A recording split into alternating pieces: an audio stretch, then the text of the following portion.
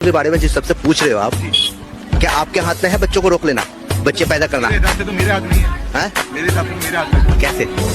अबे तू थोड़ा सा बहन का अगर लड़की शादी के दौरान कहते हैं ना, मौलाना पूछता है उससे, काजी पूछता है कि तुम्हारा निकाह फलाना लड़का, फलाने का बेटा, फलाने गांव का, इसके साथ किया जा रहा है, कबूल है? लड़की अगर कहते हैं ना मुझे कबूल नहीं है, कोई माई का लाल उस निकाह को नहीं करा सकता। ठीक है? इतनी फ्रीडम किसी और धर्म में मिलती है क्या? इतनी फ्रीडम किसी और धर्म में मिलती है क्या? आपका एक वीडियो है सर, देख लेना सर, आप तक पहुंचेगा तो मालूम है, देख लेना sir.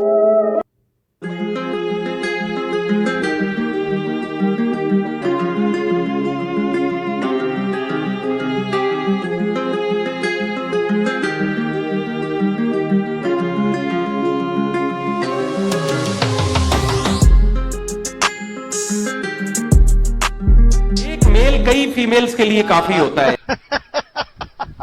Are you comedy me? आपके लिए अच्छी वीडियो लाता रहूंगा। प्लीज मेरे चैनल को सब्सक्राइब कीजिए। नेक्स्ट वीडियो जल्दी आएगी। My YouTube family.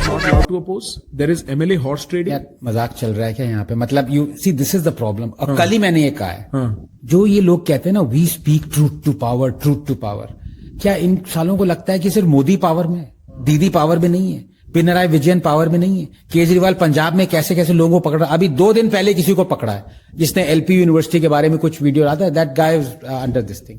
उससे पहले तेजेंद्र बग्गा को कैसे पकड़ रहे थे, वो हरियाणा पुलिस ने पकड़ा, उनको बचा लिया, उनको कहां। और इतने अभी वो शीश महल पे जो कवरेज करी थी टाइम्स नाउ जर्नलिस्ट की, they arrested her. Mamata, what is going on in Bengal? I mean Modi is like cotton candy compare to what. Hey, y'all, come look at this. भैया यार देखो, फुल फॉर्म नहीं पता, मैं बताता हूँ। फुल फॉर्म तो बता दीजिए। फुल फॉर्म बता दीजिए ना सीए की। देखो याद तो था मेरे को, सिविल पता नहीं ऐसा कुछ था, मेरे को याद नहीं आ रहा सीए का पूरा नाम। तो देखो सिटीजनशिप अमेंडमेंट एक्ट बोलते हैं उसको, सीए। सीए गलत है, पता नहीं था लेकिन बुराई कर रहे हैं कि सीए एक्ट गलत है भाई। पता भी नहीं। हाँ, पता भी नहीं था तब भी बुराई कर रहे हैं। सोचो कितने बड़े चमचे एक पे एक। पीएम हटा दो मोदी जी, 200 सीट भी लिया तो फिर मुझे कहना। आपका मेरा नाम है मिस्टर मोहम्मद आकिब जावेदार। जहाँ ईवीएम बनी है वहाँ भी ईवीएम हट गया। ईवीएम कौन लेके आया था, कौन सेशन में आया था? कांग्रेस लेके आई है, ठीक है, वो हम मानते हैं। 3 बार जीत गई उसी ईवीएम से। मोदी जी ने एक बार भी नहीं बोला ईवीएम हैक हो गई।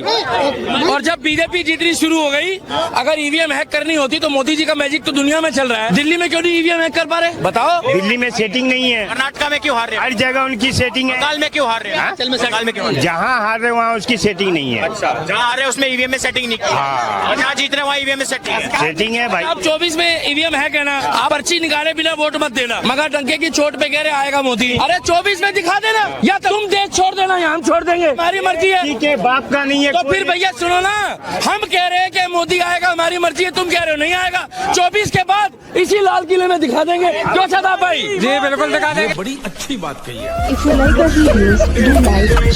गलती कौन गिनाता है ये बताइए। अभी एक मुद्दा बहुत से लोग उठाते हैं, जातिगत जनगणना। ब्रिटिश टाइम तक जातिगत जनगणना होती थी, रोकी किसने थी? 1951 में नेहरू जी की सरकार ने रोकी थी। ये कह के रोकी थी कि अंग्रेजों की फूट डालो राज करो की नीति की बात है, तो बोलो ना नेहरू गलत थे भाई। आज उसके बाद नेहरू जी की बेटी इंदिरा जी बनी, तो कांग्रेस का नारा क्या होता था? जात पे ना पात पे, इंदिरा जी की बात पे मोहर लगेगी हाथ पे। अब आइए, राजीव गांधी जी 6 दिसंबर 1990 को संसद के पटल पे बोले कांग्रेस जात पात में विश्वास नहीं करती है, मंडल के विरोध में, और उन्होंने कहा हमारा नारा है जात पे ना पात पे मोहर लगेगी हाथ पे। अब बताइए, उनके खानदान में चश्मो चिराग पैदा हुए हैं जो कह रहे हैं मेरे बाप भी गलत थे, मेरी दादी भी गलत, नेहरू जी भी गलत। तो बोलो ना नेहरू को गलत, तो आपसे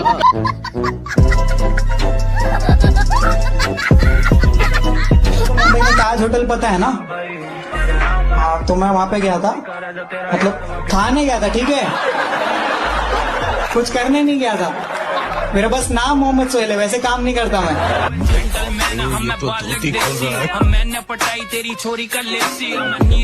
इसलिए कहते हैं कि आपने कहा मैं मकान नहीं लूंगा, आपने मकान ले लिया। आपने कहा मैं गाड़ी नहीं लूंगा, गाड़ी ले ली। कौन सी गाड़ी? एक मिनट सरकारी आपके कैबिनेट के सारे मंत्रियों ने गाड़ी ली कि नहीं ली? एक मिनट सुनो, पहली चीज मैंने ये कब कहा था मकान ले लूंगा? आप अपने पुराने लिख लीजिए, मेरे को सरकारी मकान नहीं चाहिए। एफिडेविट है मेरे पास, उसमें लिखा था बड़ा बंगला नहीं लूंगा, अगर जरूरत पड़ेगी तो सरकारी मकान दूंगा। आपने 2 मकान लिए थे, उनका एरिया बता दीजिए लोगों को। एक ही मकान लिया? नहीं, जो आपने 2 मिला के लिए। अब ऊपर पीछे आपकी गाड़ी है खड़ी हुई है सिक्योरिटी की, सिक्योरिटी आपने ले ली, आज भी सिक्योरिटी लेके चल रहे हो। आप कहते थे मुझे सिक्योरिटी की जरूरत नहीं है। हाँ, आपने कहा मैं अपने बच्चों की कसम खाता हूँ कांग्रेस का समर्थन नहीं लूंगा, फिर आपने ले लिया कांग्रेस का समर्थन। बदल लिया साला। छत्रपति शिवाजी महाराज पूरे भारत के अंदर उन्होंने जिस तेज को लहराया था, उस कालखंड में सोचिए औरंगजेब की सत्ता को चुनौती देते थे।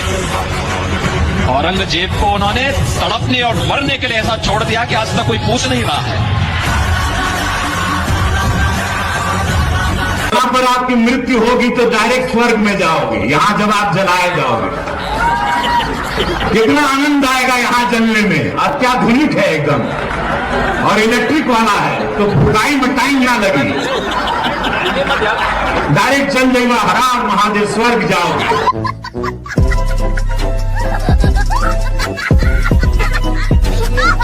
कि ये लड़ाई संविधान बचाने की, लोकतंत्र बचाने की है। अच्छा जी, चूहा समझ लिया क्या संविधान और लोकतंत्र को? आजकल जिस नौजवान को देखो उसने व्हाट्सएप पर मैसेज आया, बोले यही रेलना है, बोले हो यही रेलेंगे।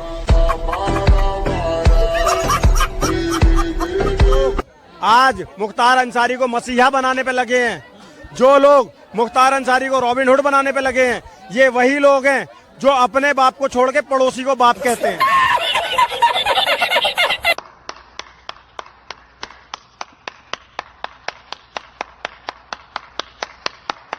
कोई इज्जत नहीं, हमारा कोई लेवल ही नहीं है। सही बात है। Next to me is a gentleman who is so safe and sound. He is ये बाहर घूम रहे हैं, जो कहना चाहते हैं वो कह सकते हैं। 1 साल पहले ये जिसके साथ डिबेट में थे वो बेचारी घर के अंदर है। आप क्रोनोलॉजी समझ लीजिए, ये वो देश है। सही बात। तो जो लॉज बनाते हैं, जो इस देश को प्रोटेस्ट करते हैं, जिस देश पे डेमोक्रेसी नहीं है, वो ये याद रखें कि रहमानी साहब is safe and sound and he is here with me. अरे बाप रे, ये तो धोती खोल रहा है। सुबह मीटिंग होती थी 6 बजे, हम कोर कमेटी के लोग पहुंचते थे, तो मैं गया तो सुबह नीली शर्ट पहने अरविंद बैठे थे। 2 बातें बताऊंगा। नीली कलर की नई शर्ट पहन के अरविंद बैठे थे। मैंने जाते ही अरविंद को मैं कहा, अरविंद भाई, मैंने कहा आज तो आपने बढ़िया जबरदस्त शर्ट पहनी है। कह रहे हाँ उस सिस्टर ने दी थी इसलिए। तो 5 मिनट बाद वे उठे, क्योंकि और लोगों को मीटिंग में आना था, कहीं सब लोग इस बात पे चर्चा ना करें, कहीं सब लोग टोके ना, क्योंकि मैंने पहले आदमी ने टोक दिया। तो अंदर गए और शर्ट, पुरानी वाली शर्ट पहन के आके बैठ गए। तो ये हंसने का विषय नहीं है, उसकी गंभीरता को समझने की जरूरत है कि वो कितना चतुर और चालाक इंसान है। दूसरा विषय है, सुंदर नगरी में एक मीटिंग थी, मैं, अरविंद और विभाव और ड्राइवर नीली वैगनार, सबको याद होगी। अरविंद जब घर से आए, चप्पल वो पहनी हुई वो, और शर्ट के बटन ऊपर नीचे करके लगे हुए। तो मैंने आते ही अरविंद को बोला, मैं, अरविंद भाई आपकी शर्ट के बटन ठीक नहीं लगे। तो उसने मेरी तरफ देखा और इग्नोर किया।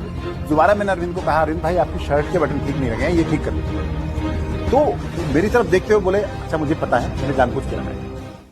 हो केजरीवाल जी, क्या हाल है? सब ठीक राहुल बाबा, तुम सुनाओ। और कैसा चल रहा है आपका दारू हटाओ देश बचाओ आंदोलन? सब ठीक राहुल बाबा, बल्कि मेरे कई साथी भी जुड़े हैं इसमें, जैसे मनीष सिसोदिया। और आप सुनाइए, आपका परिवारवाद हटाओ देश बचाओ आंदोलन कैसा चल रहा है? अरे सब एकदम फर्स्ट क्लास भैया। और अब तो मैंने एक नया आंदोलन शुरू किया है, भ्रष्टाचारियों को भेजो जेल आंदोलन। अभी अभी अपने परम मित्र खड़गे जी को जेल की हवाएं खिलाकर आया हूं। ओहो, बहुत बढ़िया। लगता है इस बार सत्ता में आप ही आओगे। ना ना ना, आएगा तो मोदी ही। योगी जी माफियाओं को हमेशा मिट्टी में ही मिलाने की क्यों बात करते हैं? क्योंकि कब्र हमेशा मिट्टी में ही खोदी जाती है। ओह